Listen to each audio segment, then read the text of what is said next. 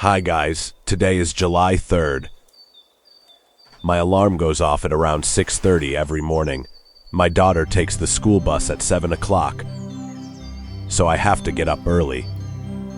Even after I wake her up, she usually stays in bed for another 5 minutes before finally getting dressed.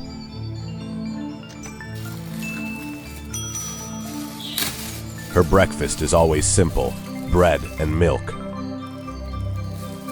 When she first started elementary school, I tried making different breakfasts every day, but she rarely ate them.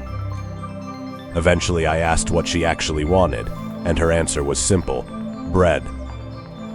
So that's become our daily routine.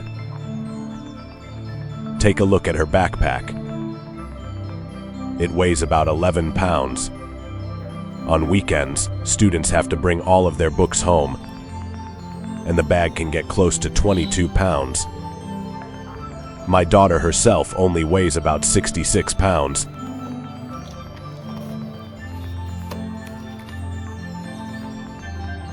As a parent, I have serious concerns about China's education system.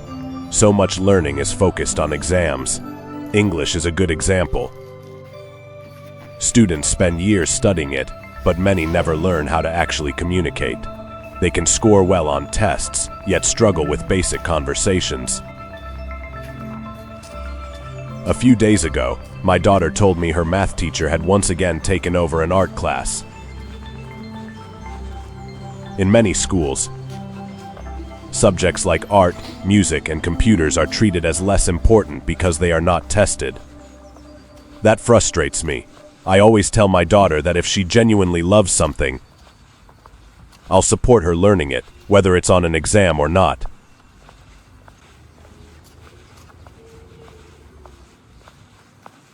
After breakfast, I walk my daughter to the school bus stop.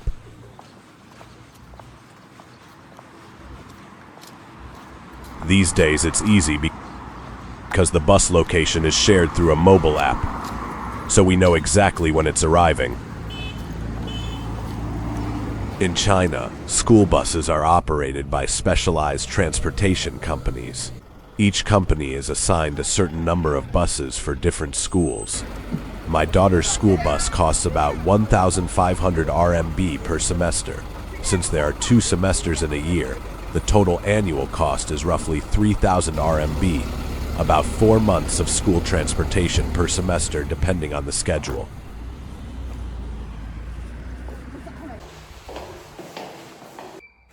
Back home, the first thing I do is feed our dog, Snowball, a Pomeranian. My daughter picked him out at a pet market during winter vacation in 2024. Recently, he got tired of commercial dog food, so my wife used some frozen meat from the freezer, mixed it with vegetables and flour, and made homemade patties for him.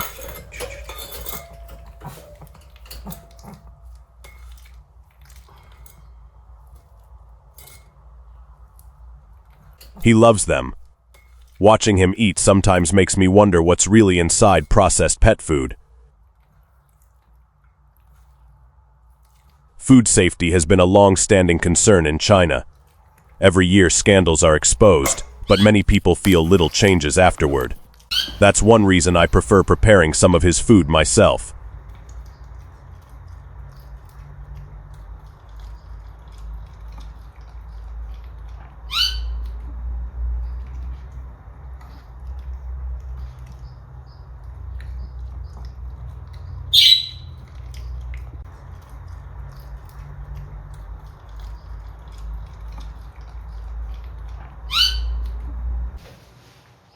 I also take my budgie outside for some sunshine. I used to have 2, but one died recently after being with us for 4 years. Now the remaining bird is alone. I don't want to buy another one because it's hard losing pets you've become attached to.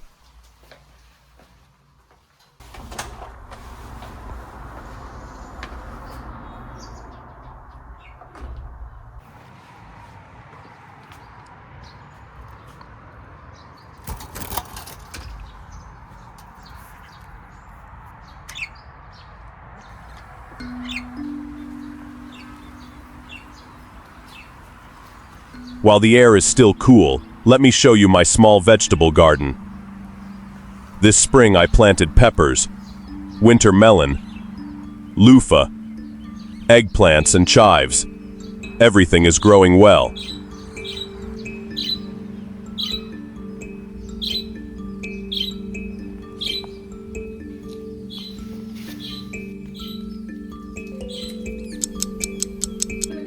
Around 7:20, my 4-year-old son wakes up.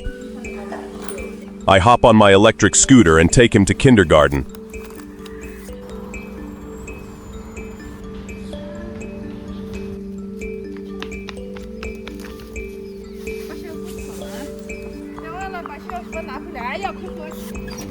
This is the morning rush hour.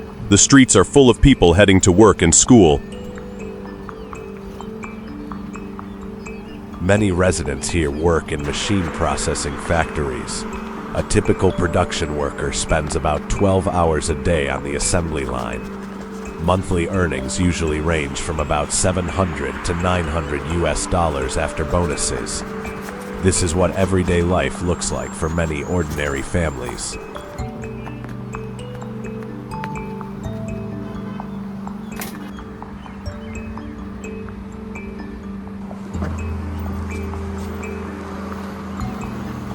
After dropping my son off, I ride my e-bike back to my neighborhood and park it in the public bike shelter.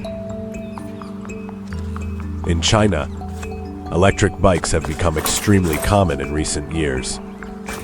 But along with that growth, safety risks have also increased, especially fire hazards caused by battery charging. In fact, there have been quite a few fires in recent years linked to improper e-bike charging.